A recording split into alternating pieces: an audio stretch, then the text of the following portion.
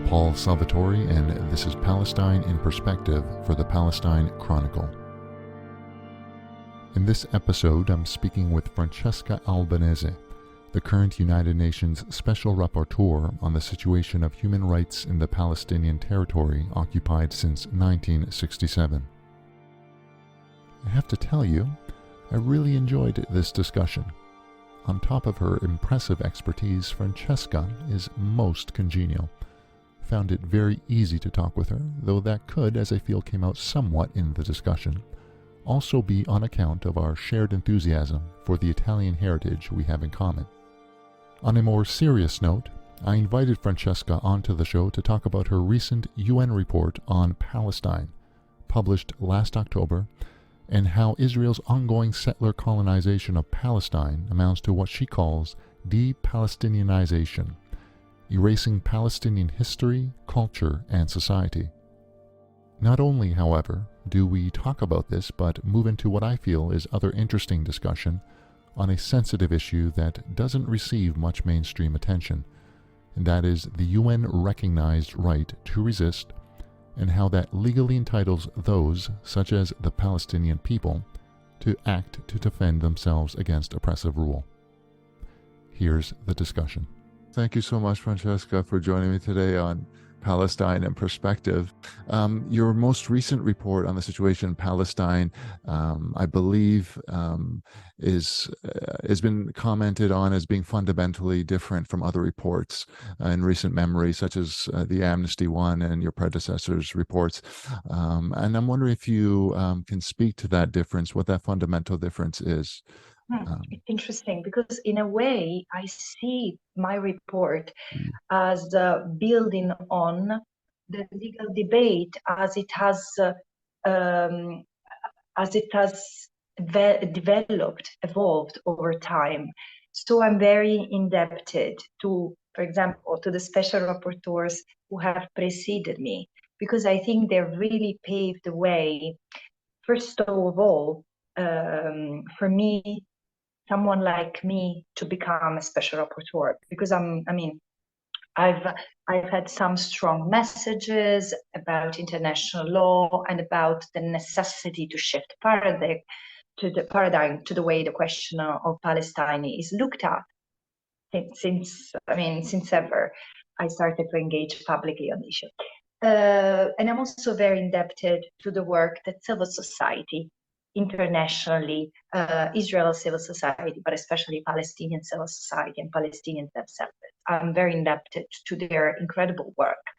So probably the novelty is that these reports build on everything that exists, but also tries to correct some deficiencies, some anomalies in the way the question of Palestine is approached, and for example, through the two-state solutions to be pursued via negotiation, or through this hyperactivity in terms of humanitarianism, as I call it in the report, or this emphasis on the economic development at the expense or without taking care of the basic freedoms. And also the last point is that it recenters the question of Palestine as one of the colonization, as one of settler colonialism. These are the things that I see are being picked up in the way that the report has been received. So to your point earlier about some of the challenges, I'm wondering, because we know that Israel's not cooperating with the rapporteurs quite often. Have you experienced any such challenges or related challenges in producing the report? So the main challenge is that it's very hard for me to respond to all instances that requires like a proper analysis and requires proper investigation and justice somewhat through advocacy, for example, that a special rapporteur can still absolve somewhat. Because there is too much going on, and especially this year, it's a particularly dead year, a particularly violent year, and my fear is that it's going to get much worse before it gets any better. So this is my main challenge. And then, of course, the fact that I cannot access the occupied Palestinian territory might be a challenge. Now, in fairness, I'm planning to go to Palestine at the end of the month. So if they don't let me in, that at that stage, I will be able to claim that I've been denied access. Because so far, it's been mainly me trying to use what the UN agree or the UN understands being the normal avenues to grant me access. So basically asking for a permit or asking for a visa to Israel, which for me is a no way, is a no go. But I'm a bit I want to have a bit of a more robust approach in dealing with the Israelis, especially because they do not engage with me. So what am I asking for them to deliver a permit? Oh, well, we'll see. The advantage is that I know the occupied Palestinian territory quite well because I used to live there, and I've gone there many times since I left, after I left in 2012, 2013. So this puts me in a privileged position, and also I have many contacts, both among the Palestinians and the Israeli civil society, and this network is expanding, especially among the Israelis. At the same time, I want to be there. I want to talk in person to people who experience this violent settler colonial occupation, and on both sides. And it's extremely frustrating thinking not to be able to do that. In the report, you use this very interesting word. I hope I'm pronouncing it properly, Palestinianization. Could you elaborate on what that means, as maybe how it plays out? I think it's pretty evident that Israel is continuing its attempt to bury any signs and symbols of Palestinian identity in what remains of their ancestral homeland.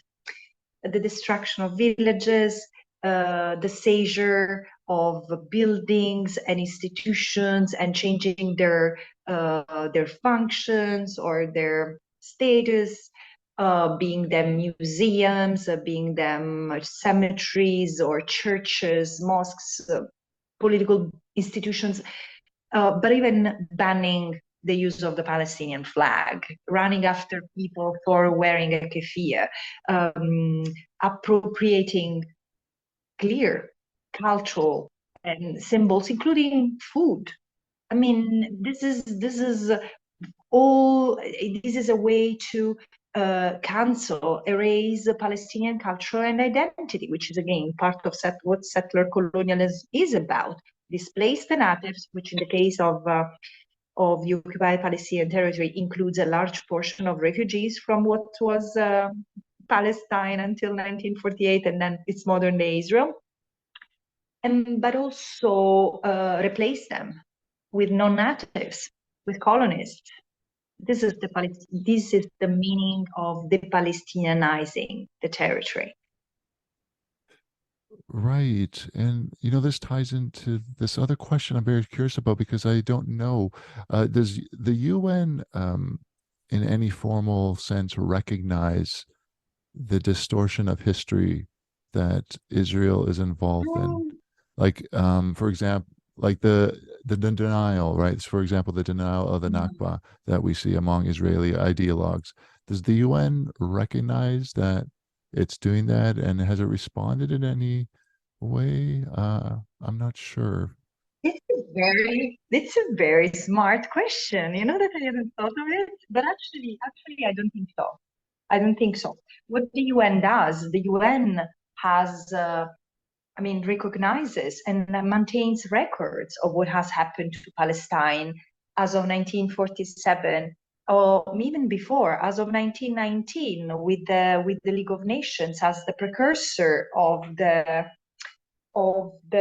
United Nations as existed as of 1945. In fact, the UN is part and parcel of the problem, if we have to be totally honest.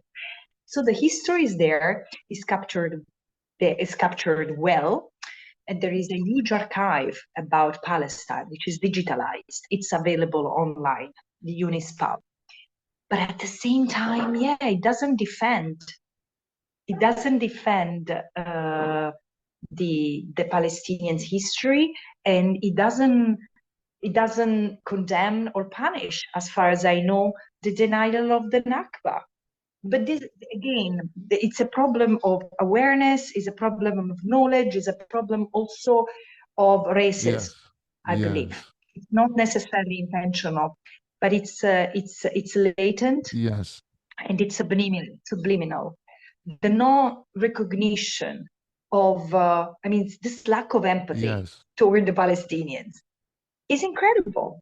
I mean, how it's possible? You know, today, yesterday, the United Nations voted on the submission of a request to the International Court of Justice for an advisory opinion on self-determination, the legal consequences of the protracted denial of self-determination and the legal consequences of the current state of affairs, which is absolutely legal. You don't need, in a normal context, you wouldn't need a court. Look at what is happening between Russia and Ukraine. And still, the fact that countries voted against is unconscionable for me. What are you voting against? I mean, what are you protecting? The legal. Certain countries are protecting the legal in the names of political convenience and connivance. Absolutely. You know, and I was wondering whether there's a legal penalty technically in international law for, say, countries like the US that provide major support to the Israeli military. Not, even though they're not the ones on the ground, even though they're not sending their own soldiers, they're sending billions per year. Is there technically a legal penalty in international law for doing that kind of thing? Look, I think the answer is yes. Even it's not in terms of legal penalty, right? But there are consequences for the continuous violation, for Israel's continuous. Let me say that again. Sure. There are consequences for Israel's continuous violations of violation of the right of self-determination of the Palestinian people, which is a peremptory norm of international law. What does it mean? That it's its obligation. That it's peremptory characters creates obligation for everyone, every state. So in case of non-compliance by Israel, there are immediate obligations for third parties, for other states, which include the non-recognition, the absolute non-recognition of any consequences of an illegal act, of an internationally wrongful act. The second is not to aid and not to support the illegal endeavor, and to ask for a cessation and reparation. Yes. For the illegal endeavor. So do you see? Oh, yes. What it means? It means boycott what Israel is doing and sanction. This is what international law is about. And again, this is not an ideological call. This is the call that any sensible lawyer would make based on international law. So this is a long answer to explain why I think that this ICJ advisory opinion will be critical in order to ascertain the responsibilities of other states. Does it make sense? Oh, yes. No, absolutely. And see, this is what I'm wondering is whether, I'm not sure if the right word is mechanisms, whether there's actual mechanisms in place to compel the third party states to fulfill their obligations, or is it? Yeah, this is the question, and this is the limit we all face in international law. International law is as strong as the will of states to enforce it. Yes. And again, but one of the arguments that I use, and I came up with it, but I think it's very fitting in this case. I came up with it when I was in the General Assembly. Human rights are for people, they're not for us to discuss. They're not, when the moment you have so many lawyers talking about that for so many decades, something is wrong. Human rights are meant to protect people. If they protect a certain group only, if they're meant for a club Yeah. this is of states, this is no longer protection. This is protectionism, which Yes. is the contrary of what international law is about. Yes. Oh no, no question. And that's why I'm not sure if it was in your report or it may have been in your report, but I know it's been in other reports as well that like as long as this protectionism continues, these hostilities will increase and the animus will increase and just Yeah, things will continue to get yeah. worse. Um, I'm wondering if you could say anything at all, because I remember actually in a very interesting podcast you were on, Francesca, on Mondo Weiss. I found that really interesting. You talked a little bit about this right to resist. And I'm just wondering, like, how does the United Nations understand this right? And Yeah. perhaps what does it mean for the Palestinian people? Yes, the right to resist is one of the most sensitive and contentious in international law. Why?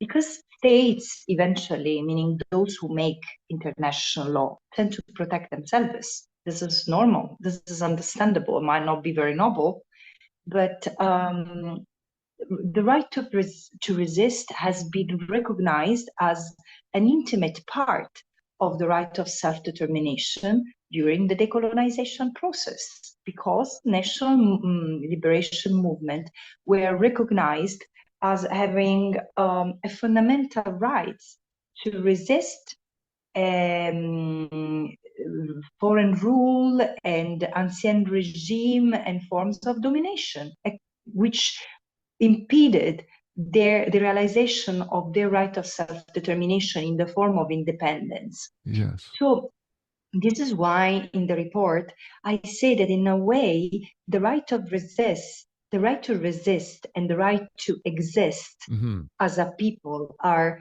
the same, the two coins of the same medal, so to speak. I don't use this language in the report, but Yes. I do say that they are very complementary. Now, the right to resist is understood as armed resistance in international law. Okay. And armed resistance is recognized as a right of national liberation movement. So when the question of Palestine until 30 years ago was discussed as a national liberation movement, the PLO being the sole and legitimate representative of the Palestinian people, was recognized as a national liberation movement. But with Oslo, it conceded, it sort of uh, renounced Yes. resistance, like the use of armed force. This has been quite tricky. Now, the point is because national liberation movements are entitled to armed resistance. So this is the tricky point here. So no one would debate, Yeah. no one would, no serious international lawyer Right. would debate or challenge that the national liberation movement has the right to resist. But where is the national liberation movement? This is a little bit of the tricky part. But again, authoritative voices, international law voices and experts like John Dugard has said in the case of Gaza, that the Palestinians in Gaza had the right to resist. And this is, again, for me, there is no question that international law recognizes the Palestinians the right to resist, Yes. which means, first and foremost, any form of resistance against the occupation. Of course, being myself against any forms of violence, I tend to endorse more forms of resistance that are peaceful and are more legitimate than violence. But at the same time, I recognize the hypocrisy of the international community, Yes. because we cannot say leave the Palestinians alone under the brutality of Israeli boots on the ground and under, again, and the even more vile form of settler violence, and expecting them, what are we telling them? Yes. In a way, it's the international community telling the Palestinians, you have nothing else than resorting to armed struggle yourself. This is what the international community is telling the Palestinian Yes. implicitly. Oh, yes. No, this is the thing. It's just so bizarre in a certain way to just see. government leaders, including our prime minister here in Canada, not saying anything, not sanctioning, No. doing nothing of that sort. I mean, the the refrain, like a lot of other countries, is to go back to the foreign policy that Canada has, other countries have on Palestine, which is, of course, the two-state solution. And I'm just wondering, I mean, Mhm. I know this might sound like an obvious question, but perhaps listeners might not know. Why is it that there's so many countries, especially in the West, that keep talking about this two-state solution when it's not working? Is it similar to maybe what Gideon Levy has talked about with respect to it being something like buying extra time, or are leaders Mhm. are the leaders misguided, or are they actually complicit in seeing things worse, and they're using this language to keep people hopeful? Like, do you have any insight to why they keep using this language of two-state solution? I basically think that it's Pontius Pilate's syndrome in the Very sense, interesting. yes, all of them believe that that Palestinians have the right of self-determination, and it should be realized, it should materialize in the form of statehood. But meanwhile, they not even most Western states do not even recognize the state of Palestine, have not established full diplomatic relations with the state of Palestine. Yes, So do you see the cognitive dissonance there? yes, yes, So I think that they are all um, trapped in this dilemma of not wanting to upset Israel ever, as if they were making a favor to Israel and the yes, Israeli people. But this is so short-sighted because they do not realize, they do not have the honesty of realizing that by tolerating the impunity and by tolerating the continuous violence and violence against and dehumanization of the Palestinians, the very Israeli society has paid a huge price, because this leaning toward the right over time has led, I mean, settler colonial forces inside the Israeli parliament. And now everyone's saying, "Oh, this is a threat to Israeli democracy." But frankly, the Israeli democracy has been threatened by the very existence of the settler colonial mind, but yes, the fact that after 1948 there was never an apology, there was never an attempt to reconcile with the Palestinians and to find a common ground, to recognize them their rights. y- All the more they continue with the same impunity, even worse, with more hubris, the yes. occupation and colonization of what remains of the territory that should remain a state. So it's hypocrisy 2.0, if you ask me. Yes. Oh, no, absolutely.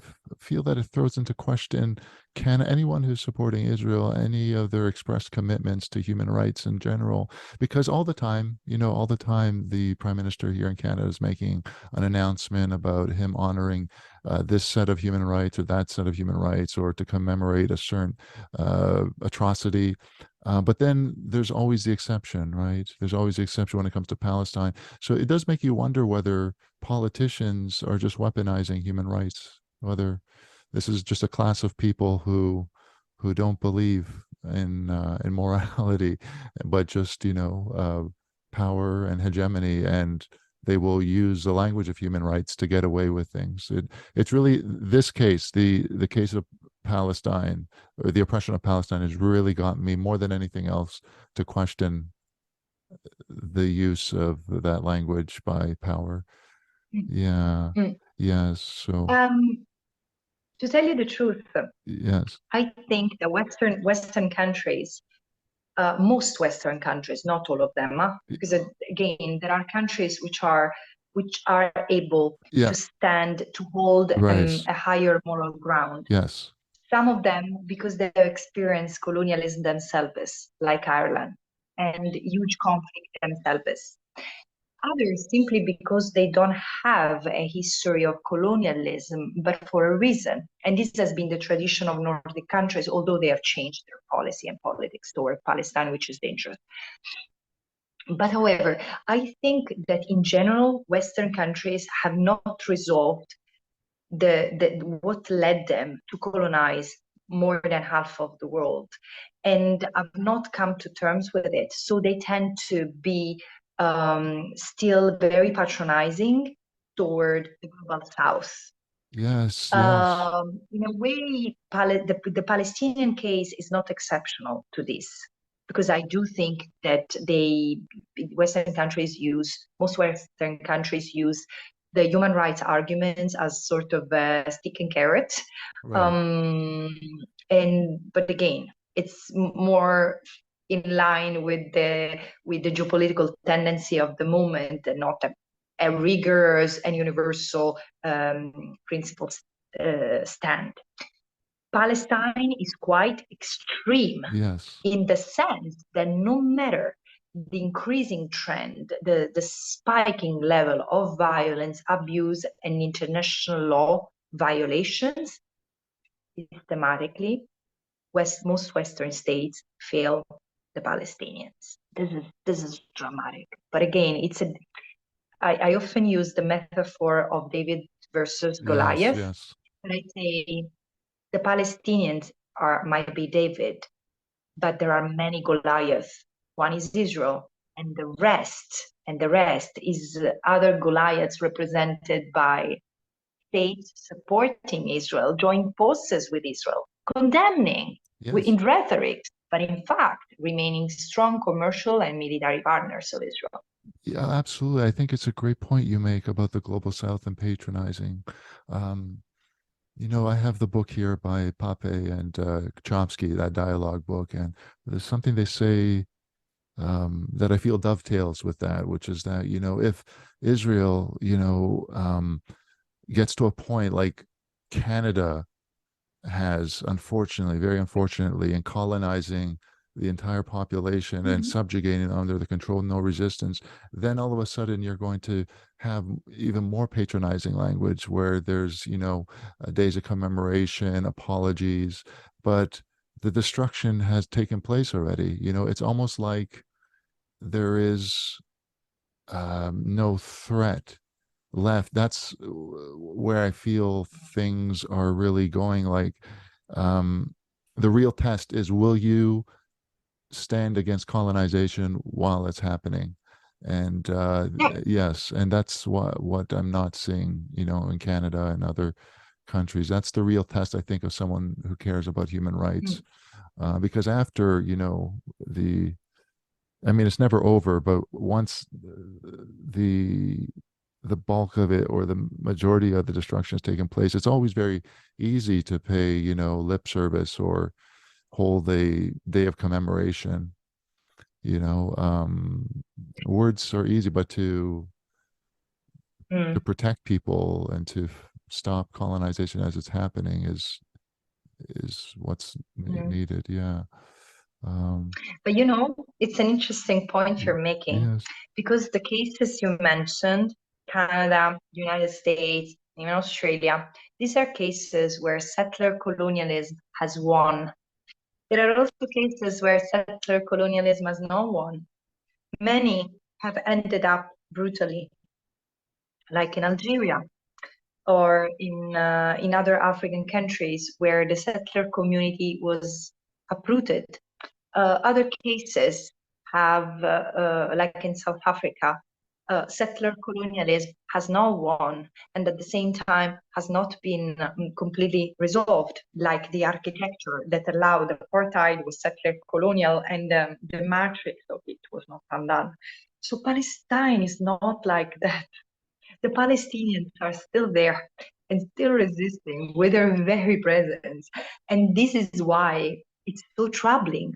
And this is why the regime is so violent, because these people are still there and resisting and fighting back. And I've been asked once in North America, I won't tell where and Yes. when, but I've been asked, but don't you, and I mean, by someone who was a very decent person, and asked me, but don't you think that the Palestinians represent a bombshell for the Israelis? Don't you think that this is a legitimate concern? And so, before answering the question, I said, but if I ask this question in the US, let's say, are the Hispanic communities and or the Afro-American communities a bombshell for white America. Wouldn't it sound a bit racist? Right. And of course it is. Of course it's outrageous. Now, this is why I go back to the inner bias and the anti-Palestinian bias or even racism that is ingrained in our Western mentality. Yes. Yeah. Why on earth should the demographic growth of the Palestinians be a threat to a state that were truly democratic? Clearly, if the state is to be an ethnic, theocratic one, then of course it's a threat. But the problem is not with the demographic growth of the Palestinians. The problem is with the model that Israel is trying to impose, not only on its metropolitan territory, but including in the territory that by international law and consensus should become the state of Palestine. Yes, absolutely. You know, this is why exactly I think sometimes a Gramsci here, you know, his philosophy on hegemony, because I think there's also, what would you call it, this this dimension of what's happening where people are being conditioned throughout the world through media, through the lobbying, to think of it still as this war, you know, this mythical war or conflict instead of the instead of the colonization. You know that I think yes. I you know, I wrote hopefully it'll come out soon. I just wrote a small personal piece for the Chronicle the other day, and hopefully about how it's very, you know, it's very difficult because, you know, when you're online and you're talking to other activists or on Facebook or you're at conferences, it feels like there's progress happening. But then you step into, you know, the plaza or in the grocery store and you talk to people, and some people don't even know about it, or some people subscribe to the view that it's a war, or some people think, yes, there's this fake threat, the Palestinians are the threat. So it's it reminds me that still, like, there's a lot of work to be done in terms of how civil society, or just the people, the public understanding. But it is changed. It is very promising to see what's happening on university campuses throughout the world, and the BDS and this awakening. Yes. It's certainly, like, if I compare to one, I think I first got involved in Palestinian rights, the second Intifada, early 2000s. It's come a very long way, you know, in terms of how many people are involved and what they're thinking. Yeah, you raised another important issue. What happened in campuses? Yes. It's critical. It's critical because on the one hand, there is an increasing animosity against. No, let me put it the other way around. There is a weaponization of anti-Semitism. We see that. At the same time, anti-Semitism in Western countries is real. So and again, and the Special Rapporteur on Racism recently released a report on the rise of Nazi fascism, particularly in Western countries, and I think in Europe. Right. And she devoted 2 pages to, after speaking and denouncing the rise of anti-Semitism, together with other forms of bigotry and racism, including Islamophobia, she pointed to the fact that this blind endorsement of the IRA definition, working definition of anti-Semitism, which basically equates with anti-Semitism any criticism of the state of Israel, is creating more problems than what it's solving. And it creates problems to Jewish communities themselves, because they get automatically equated with what Israel does, which is absolutely unnecessary and absolutely dangerous. Oh, absolutely. Yes. You know, sometimes, like, I haven't really fleshed out the idea, but I wonder whether Israel itself, like, exemplifies anti-Semitism, because they are taking a world religion and they're weaponizing it. And on top of that, see, you know, there's also very progressive Jewish groups. I'm part of some of them, like the Independent Jewish Voices, that are very critical of Israel. And Israel comes after them and calls them all kinds of terrible names that are anti-Semitic. So I'm wondering whether, you know, I feel there Mm. needs to be more work done on the anti-Semitism by Israel itself. Like it's almost to a point of absurdity. So yeah, because it is real, right? Like anti-Semitism is real, but Absolutely. the equating of the two is of criticism of Israel and anti-Semitism Mm. is just so misguided. Um, and I know that a lot of commentators have mentioned this as kind of a weird thing. Like, for example, I actually mentioned this in one of my articles that as an Italian or of Italian, I cannot relate Mm. to this because, in Italy, especially now with the new leader, there's lots of reactionary racism and certainly I am opposed to that. And I would criticize the Italian government. I have no problem with doing something like that, but it seems that Israeli society, not everyone, but many of them, just they will come after you if you say anything against the state. It's a very weird thing. Absolutely. Yeah. Absolutely. But look, I think that there are other, again, this is where the complexity lives. Yes. I think that because anti-Semitism is still real, um, we should also have empathy. I mean, I often say that we would need psychiatrists more than political scientists and lawyers to approach the question of Israel-Palestine, because there is a lot of trauma there and a lot of wounds that are still healing or are not healing properly. But it's true that the Jews have been persecuted for centuries. And Italians study Roman law as part of their training to become lawyers, and and they learn about the discrimination against the Jews, like entrenched in the system thousands of years ago.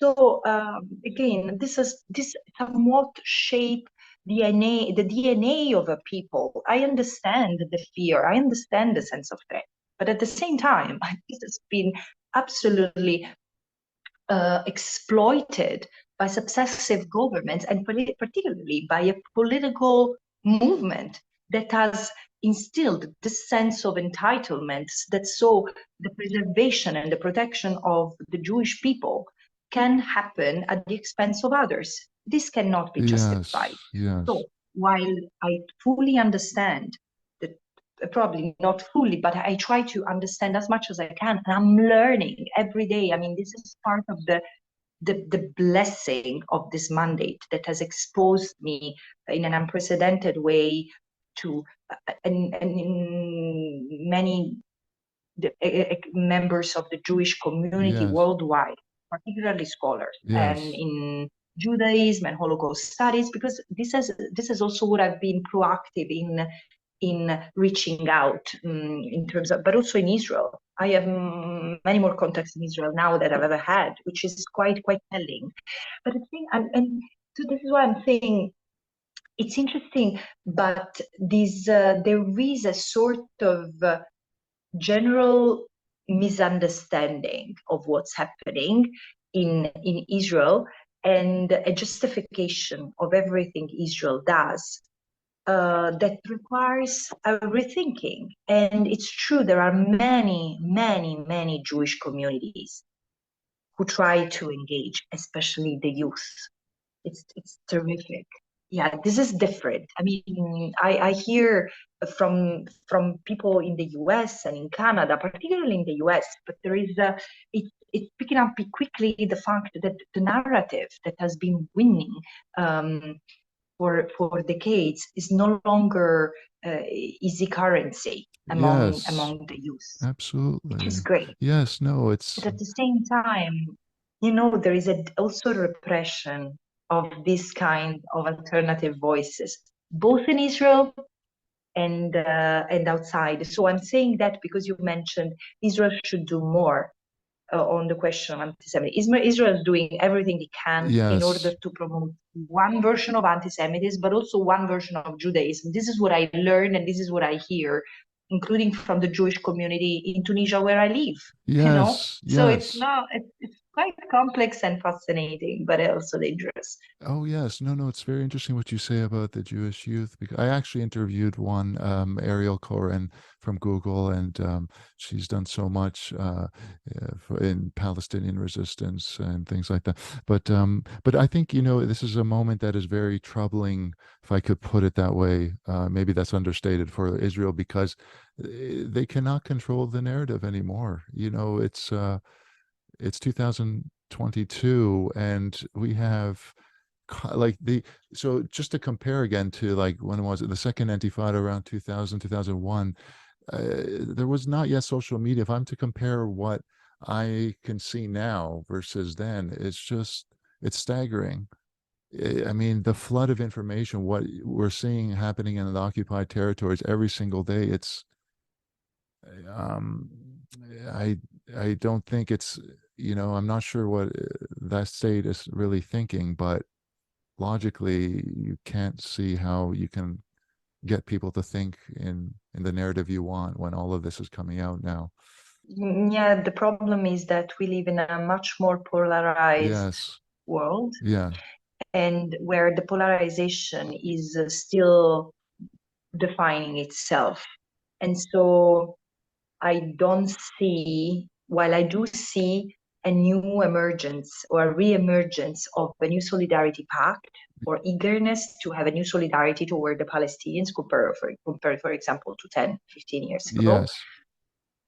I also see more reluctance of the policymakers to Yes. engage. So the pressure from civil society needs to mount, and Yes.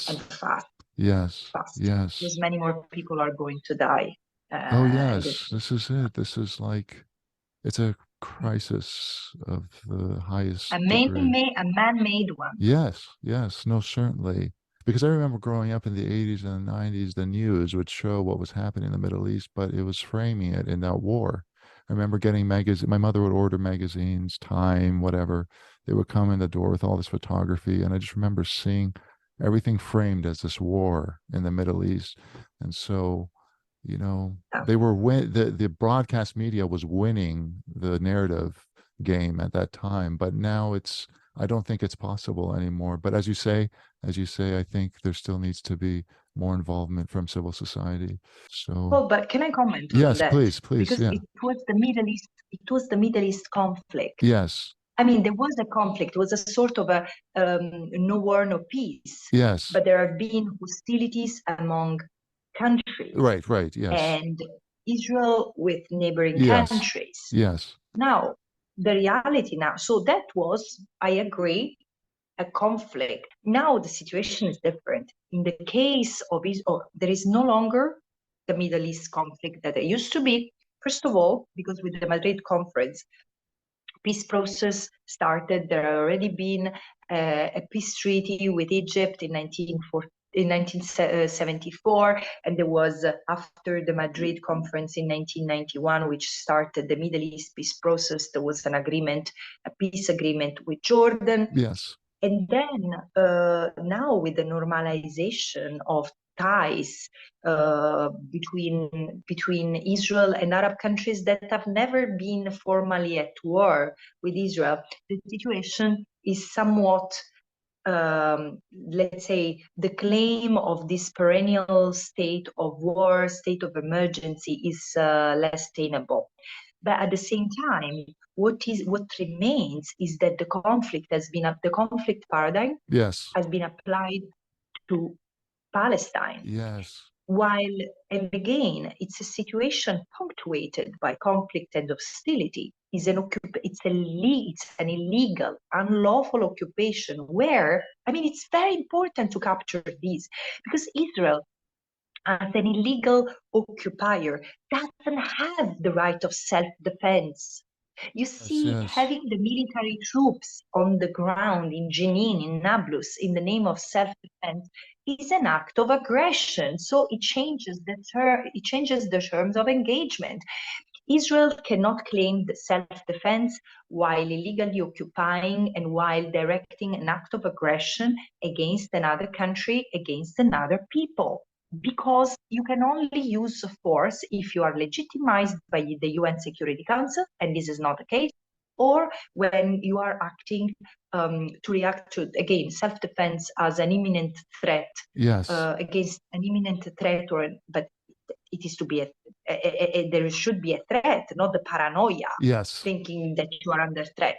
Oh, So yes. the relationship here is between the occupying and the occupying power, the occupier and the occupied, a colonizer and the colonized.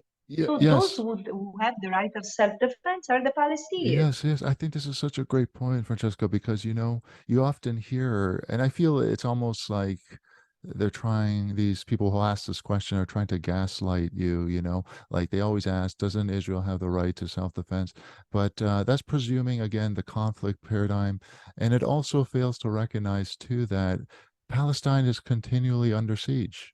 So it's almost Yeah, like, I don't know how one would like phrase this legally, but it's almost like when you're doing that, you kind of forfeit like the claim. You forfeit the claim to be self-defending if you're the one who's constantly uh, the perpetrator.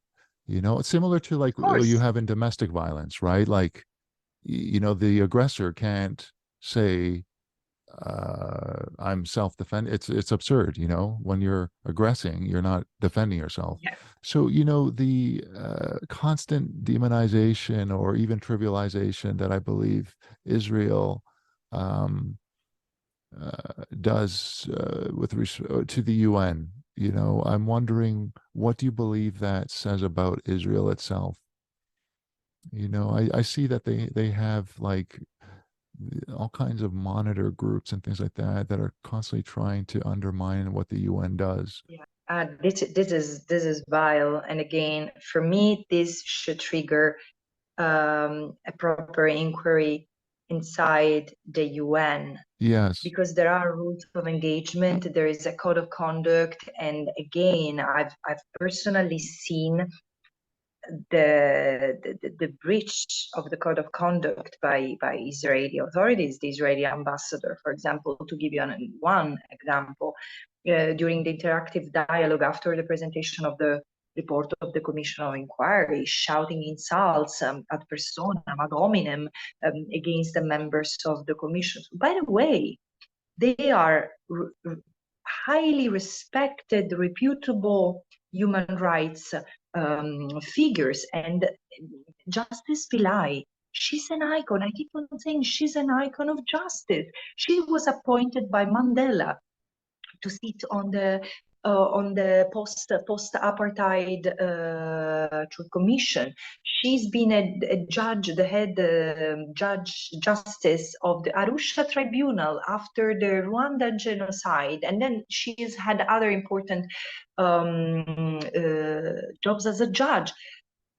I mean, for an 81-year-old woman Yes. serving on a voluntary capacity on that commission of inquiry and being accused day in and day out of being anti-Semitic, again, and the UN being silent, and all the more having Western state repeating talking points, because I've listened over and over that video, and there is, again, I do not have evidence, but it's unbelievable how the points they raise, that the European and Western countries, including Canada, including Australia, they recited the same kind of narrative. It seemed to be coordinated. I think that this should prompt scrutiny. What kind of assembly is it? I don't know if this is the normal. I'm more used to the Human Rights Council than the General Assembly, but I was shocked by this behavior. It's improper, and it breaches the code of conduct of member states inside the UN system. Yes. So, It's like what they're doing to the NGOs in Palestine, mhm, you know. threatening. Yeah, and see, I feel like, you hear about the raids in the media, then, there's different figures in the in the EU and the United States that will also come out and say that there's no evidence of there being any Yep. terrorist, but it's very muted within the public discussion, and Yes. I find that It's very upsetting, because I think if there was more of that in the public discussion, it would mobilize more people to see what's happening.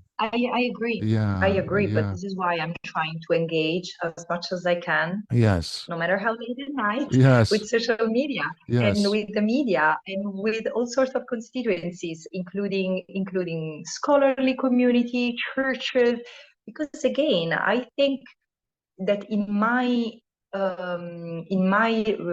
capacity, in my role, yes, gives me an exposure that I need to use in a sensible manner. I cannot be the special rapporteur who sets the standards, because the standards are clear. International law is crystal clear, adamant when it comes to the situation in Israel-Palestine. And I cannot be the one documenting the unknown, because the reality is hyper documented. I challenge anyone to find another reality in the world which is as well documented as the Palestinian, the Israeli Palestinian. yes, So what kind of special rapporteur do I want to be? I want to be the one elevating the debate, creating space of dialogue, provoking thoughts. Eventually, you often say diplomats or UN people or humanitarians, we are all human beings and we're all going to die. What kind of legacy do we want to leave behind? What kind of processes do we want to be part of as in our history? yes. And this is the question I would like to ask everyone I'm going to meet. I think it's, And, you know, oh, I think that's a as fantastic. human beings. No, no, exactly. I think that's a fantastic way to put it, that question, because that's what keeps me going quite often, like, because, there's all kinds of attempts to, foil what I'm doing. People will criticize me for doing what I do. And I'm just a I'm just a little person in the world. Um, but I always ask this question you're asking to myself, like, what kind of life do I want to live? What do I want to leave Mhm. behind? Like, I want to know that I was able to be part of that resistance, that fight for justice. Otherwise, I don't know. I find that it's almost why we're called to be here. I feel, this discussion's been fascinating, and I love what you're doing. It's very inspiring to see. Well, I Yes, think because you have a Southern Italian mother, you know that yes, most of this passion is just, it's again, I'm very passionate about justice and I cannot yes, tolerate bullism. If there is one thing yes, that really hits the nerve in me is bullism. And this is why yes. I have It's that yeah, yes. I, reaction to the situation in the, again, in general, in the relationship between global north and the global south, and in particular when it comes yes, to Palestine. But also, again, absolutely. it's No, it's a. Southern Italian Oh no, I was temperament. about to say. No, no, I was about to say. It's a great point, because I think I do get this from my mother. My mother was like that. She was a school teacher, but very much like would not tolerate these kinds of injustices in the community here. Um, but it's a good thing. Yeah, this is Um, what Southern Italians are. yeah, Really. for sure, for sure. Oh, 100%. No top But principles, I have to underline, but yes, yes, we are very spirited. absolutely, absolutely. No, it's a fantastic thing, to have, and then you have the good food and everything else. You have the good, As yes. the So Canadians. yes, absolutely. I don't want No, to have so enemies on the ground of culinary disputes. So oh no, no, I know, no, it's great. It's hilarious. It's wonderful. It's a wonderful country.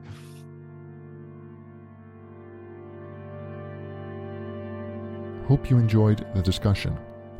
If you're interested in reading Francesca's report, I linked that in the synopsis of this cast on the Palestine Chronicle website. In addition to educating ourselves about the situation in Palestine, such as through Francesca's report, I believe it's incumbent on us all to act in solidarity with the Palestinian people, to actually dismantle the illegal occupation of Palestine. There is simply no moral or legal justification for it. We cannot pretend it is not destroying Palestine. Doing that is at once to deny what's happening on the ground in Palestine, and, just as bad if not worse, makes us all complicit in the possibility of Palestine's eventual disappearance. That must never happen, and so long as we, whatever our background, faith, ethnicity, what have you, work together to protect and liberate Palestine, it will not.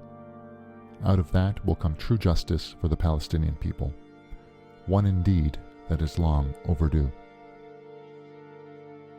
Special thanks to Peter Restivo for mixing the audio you're listening to, as well as the wonderful editors at the Palestine Chronicle, Romana Rubio and Ramzi Baroud, for their continued guidance and support in making shows like this happen. Till next time, I'm Paul Salvatori, and this is Palestine in Perspective.